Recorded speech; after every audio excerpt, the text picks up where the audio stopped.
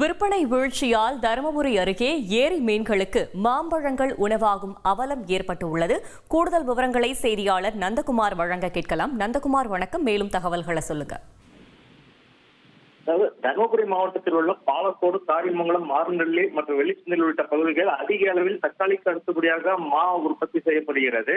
இங்கு விளைவிக்கும் பழங்கள் சென்னை, பெங்களூர் உள்ளிட்ட பகுதிகளுக்கு சில்லறை விற்பனைக்காகவும் மாங்குள் தயாரிப்பதற்கான நிறுவனங்களுக்கும் தொழிற்சாலைகளுக்கும் ஏற்றுமதி செய்யப்பட்டு வருகிறது. தற்பொழுது மா விளைச்சல் அதிக அளவு உள்ள நிலையில் மாங்குள் ஏற்றுமதிக்கு ஜிஎஸ்டி வரி 18% உள்ள நிலையில் ஏற்றுமதி பாதிக்கப்பட்டுள்ளதால் தொழிற்சாலைகளில் மாம்பழங்கள் கொள்முதல் குறைந்துள்ளது. உற்பத்தி செய்யப்படும் மாம்பழங்கள் அனைத்தும் சில்லறை விற்பனை செய்ய முடியாத சூழலில் பல பகுதிகளில் விவசாயிகள் தங்கள் விவசாய நிலங்களையே அறுவடை செய்யாமல் அப்படியே விட்டுவிட்டு செல்கின்றனர். ஒரு சிலர் அறுவடை செய்த மாம்பழமானது 3 முதல் 5 ரூபாய் வரை விற்பனை செய்கின்றனர். தருமபுரி மாவட்டம் அனுசாரம் பகுதியில் ஏரியில் மீன்கள் வளர்க்கின்றனர். அவர்கள் மாம்பழ விளைவிச்சல் குறைந்த விலை மாம்பழங்களில் கிடைப்பதால் டன் கணக்கில் கொள்முதல் செய்து மீனுக்கு பரிசு சென்ற உணவாக வழங்கக்கூடிய ஒரு சம்பவம் தற்போது நடைபெற்று வருகிறது.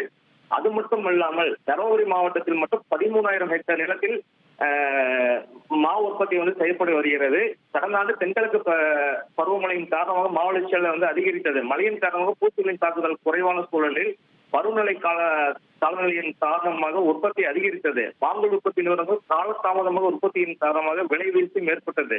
தற்பொழுது பெங்களூரு, அல்போன்சோ உள்ளிட்ட 2 வகை மாம்பழங்கள் தற்பொழுது விற்பனையில் உள்ளது. இந்த 2 வகை மாம்பழங்கள் மட்டுமே தற்போது உற்பத்தியாகி கொண்டிருக்கிறது.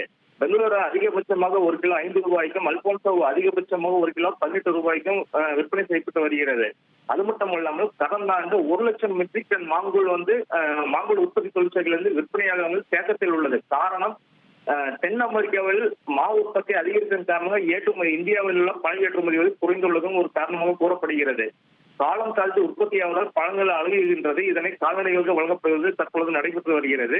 கடந்த ஆண்டு அதிகமான வெயில் தாக்கத்தால் 80% உற்பத்தி பாதிக்கப்பட்ட சூழ்நிலையில் 1 கிலோ அதிகபட்சமாக 22 முதல் 30 ரூபாய் வரை விலை போனது. கடந்த ஆண்டு மாவு விவசாயிகள் முழுமையான நிவாரணம் அரசு வழங்கவில்லை. அப்படி மாவு உற்பத்தியாளர்கள் ஒரு ஏக்கருக்கு 30,000 வரை நிவாரணம் வழங்க வேண்டும். இல்லையென்றால் மாவு உற்பத்தி கடுமையாக பாதிக்கும் என்று விவசாயிகள் சங்கத்தினர் மற்றும் விவசாயிகள் வேதனை தெரிவிக்கின்றனர். தகவல்களுக்கு நன்றி நந்தகுமார்.